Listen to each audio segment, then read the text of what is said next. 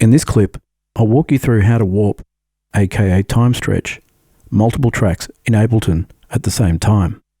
For best viewing, I recommend watching the clip on a larger display, such as a laptop, desktop, TV, etc. Put the clip in full screen mode and set the resolution to 1080p via the settings widget down on the bottom right. If you find the clip useful, give it the thumbs up, subscribe, and share it with those it may help. For those after sample packs, check out store.tonelab.au, where you'll find kits ready to load into your hardware and software samplers. A while back, I made a video demonstrating how you can manually sync and fit your drum machine and or hardware sequencer parts into your DAW, even if they lack the ability to physically sync to your DAW. And then there's instances where even those with MIDI sync capability don't always perform or behave the way they do when they're running on their own internal clocks. There's a myriad of reasons why they behave differently when slaved to external clocks, which I won't get into in this video, and unless you have something specifically designed to circumvent these kinds of issues, like the InnerClock SyncGen here, you might end up going from session to session with lackluster results. Check out my previous video that demonstrates a similar approach if you're using Logic Pro. I'll leave the links in the description below. So here's a little summary about how it works. Let's say we've recorded 8 or more tracks of audio into Ableton, which is something many of us would do using a drum machine with half a dozen or more individual outputs, like the SP1200, maybe an MPC, ASR10, S-Series sampler, or even the 808 here. And without a compatible sync device, how would we go about getting the drum machine's tempo to align with our Ableton grid so that it doesn't drift out of sync in relation to Ableton's project tempo? Well, similar to what I demonstrated in my previous clip on how to do it with Logic, what I'd do is first match the tempos on the drum machine as close as possible with Ableton's project tempo, or vice versa, by beat mixing the drum machine along with Ableton's metronome.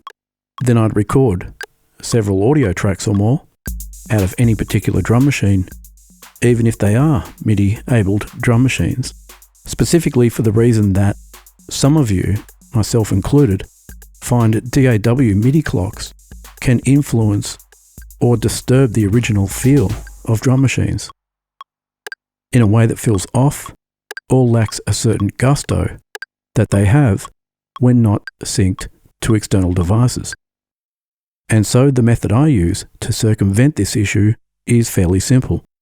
Record a metronome or a sound resembling a click, like a rim shot from the 808, on the downbeat to imitate a metronome.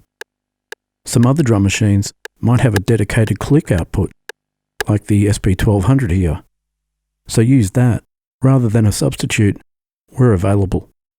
Make sure you're in Ableton's arrangement view, and optionally label the audio tracks you intend to record onto.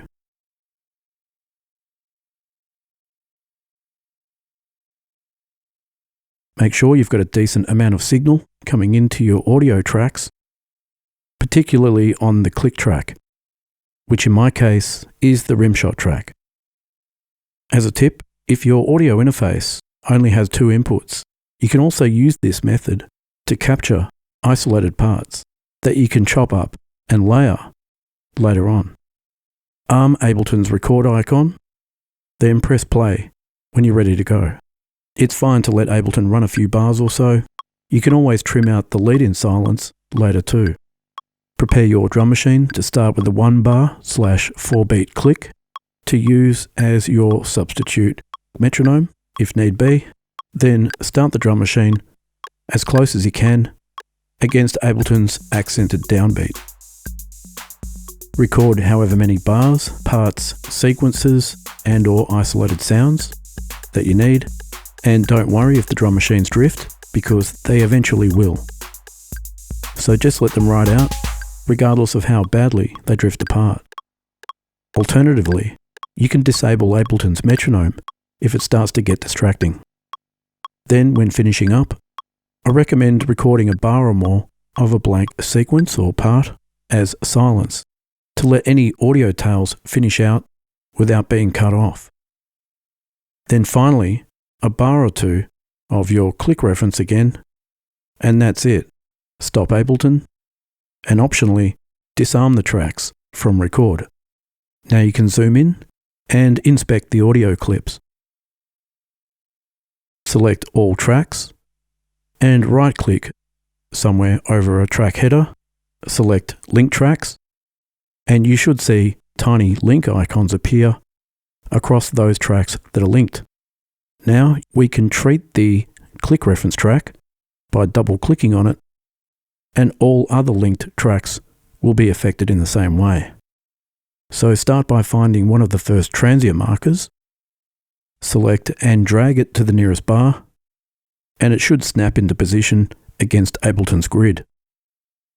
Then same goes for one of the last clicks recorded in your reference track. So again, select and snap it against Ableton's grid. Ultimately, you should have a scenario where the bar counts match, so that the first and last click in your audio clips align with Ableton's bar numbers. But more importantly, if you've recorded something like a drum kit using multiple microphones during a single take, then for best results, I recommend using the repitch algorithm. You can use Complex and Complex Pro algorithms, but you might want to avoid the Beats algorithm, as it can process subdivisions differently per clip, which for live drums will most likely introduce phase issues. For that reason, I find that the repitch algorithm appears to have the closest thing that Ableton offers to phase accuracy. It may not be perfect, but to my ears, it sounds a lot better than the others. In terms of the Complex and Complex Pro algorithms, I find these can introduce subtle artifacts that resemble the encoding of low-resolution MP3s. But don't take my word for it. Audio content varies, and therefore these algorithms affect different timbres and tempos differently. So use your own discernment. I personally found that repitch does a great job, particularly if your tempos are fairly close to each other. And if they are, that means repitch doesn't have to work too hard, and therefore will create such a small amount of repitching to your audio that it'll be hard to notice any difference to the original tuning at all. As a tip, before recording any audio, you can go into Ableton's preferences and set the default warp mode to repitch, and set the loop/warp short samples to unwarped one-shot. Turn off the auto warp long samples, that is if you haven't already done so. Doing this should prevent Ableton from making too many steps that you may need to correct. And for those of you that prefer to work in clip view, you can just as easily copy and paste these audio clips back into your clip view tracks where you need them. One thing I should mention is, despite using Ableton 11 in this video, this also works the same with version 12. I will say that I've had good results with this process, recording over 64 bars and more. In some instances, I've had a kick, etc., appear directly over the downbeat rather than just in front of the grid, which in some circumstances can create a pop if cut on the grid. But that's also a common characteristic of older drum machines, which for some may be exactly what you're trying to capture. Especially if you're using something like a CompuRhythm or importing live percussion, in which case you may need to add an extra marker or two over the course of your clips to tighten up additional areas that may drift severely. If that's the case, then you may need to fall back onto the Complex or Complex Pro algorithms to avoid any abrupt pitch shifts caused by the repitch algorithm. Generally speaking, you should find it sits on the grid without too much maintenance. The thing I like about this is it allows me to capture my drum machine's original swing, pace, gusto, whatever you like to call it, and against Ableton's grid with just about anything else you have locked to Ableton's grid in a much more appealing way than the lackluster results that I hear when relying on MIDI clock sync. As mentioned earlier, if you've only got a 2-input audio interface, then try isolating, i.e. solo, each sound in your drum machine while the DAW is recording. This way, you can cut those parts up and lay them in the DAW across separate tracks, which should then give you a view of separated sounds across different tracks, just like what we're looking at here. Speaking of drum machines, there's sample packs especially made for MPCs, ASR, SP1200, Ableton, and more, available only from store.tonelab.au. Last of all, those needing drum machine lessons or other studio support, one-on-one sessions are available. Check the description below for details. Anyway, I hope that's helped. If so, drop a thumbs up, subscribe, and share it with those it may help. Thanks for watching, and bye for now.